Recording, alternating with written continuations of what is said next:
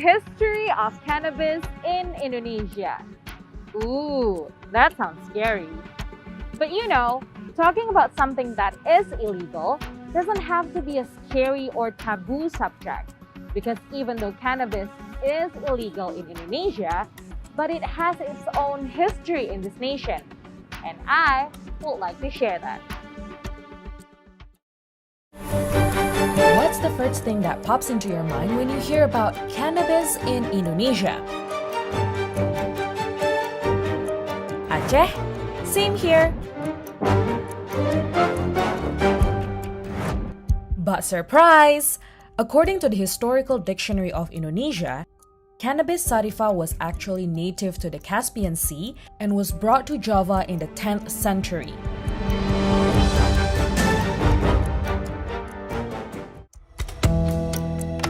However, even during the late 19th century, cannabis was not really known by the islanders. Yet it is assumed that the plant might have been already cultivated on the island, because the locals were familiar with terms such as ganja or genji. But you are not wrong either if Aceh is the first word that you could think of when we talk about cannabis in Indonesia.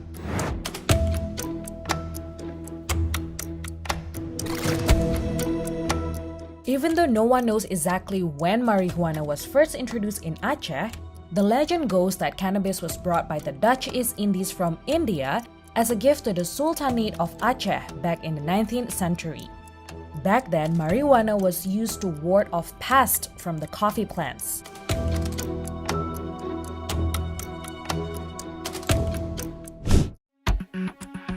That makes sense, because according to the Indonesian Cannabis Circle, during the 19th century, almost all farmers in Aceh planted marijuana. As a matter of fact, the people of Aceh at that time recognized marijuana as lako kopi. When it entered their kitchen, it turned into the key herb in cooking meat and noodle. They believe that mixing the dish with cannabis can help to make the meat more tender and it can absorb the flavor better.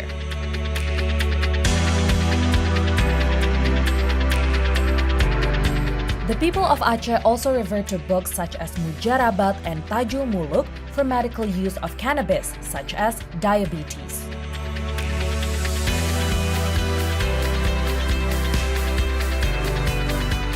A clinical review in 2015 shows the use of cannabis for chronic pain due to multiple sclerosis, supported by high-quality evidence. Concerns over Indian hemp, that's what cannabis was often referred in earlier centuries, were raised at the International Opium Conference in 1912.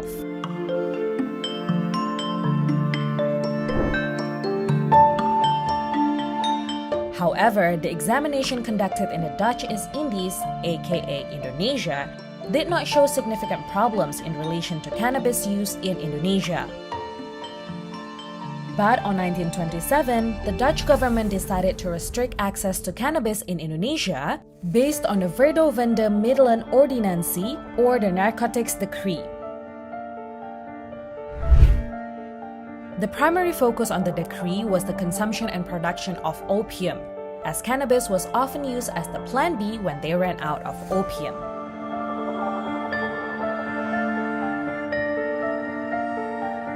Hold up.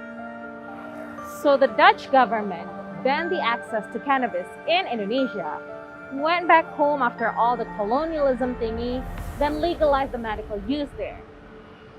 So it was banned and legalized by the same subject. Interesting. Fast forward to 1961. Following the UN Single Convention on Narcotic Drugs, the Indonesian government passed a set of laws regarding the use of psychoactive substances. Then the anti-narcotics law passed in 1976. But not until 2002 that the Indonesian government first declared a war on drugs. An independent national narcotics agency was established in March 2002, leading to counter-narcotics programs conducted by various government institutions across the country. Yes, including Aceh.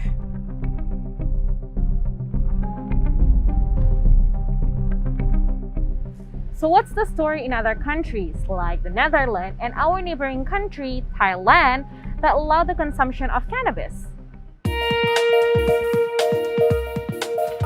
Since 2003, there has been illegal prescription drugs available at Dutch pharmacies known as Mediweed. While in certain coffee shops around the country, people can enjoy a cup of coffee with marijuana. Cannabis products are sold in some local coffee shops, and possession of up to 5 grams for personal use is decriminalized. In December 2018, Thailand became the first country in Southeast Asia to legalize cannabis use for medical purposes. Then, in January 2021, the government laid down business guidelines for the use of cannabis and hemp for medical, food, and cosmetic purposes. So, what's next? Will the use of cannabis for medical reasons be allowed in Indonesia? Rebecca Napitupulu, Neshana Prasastya, for CToday.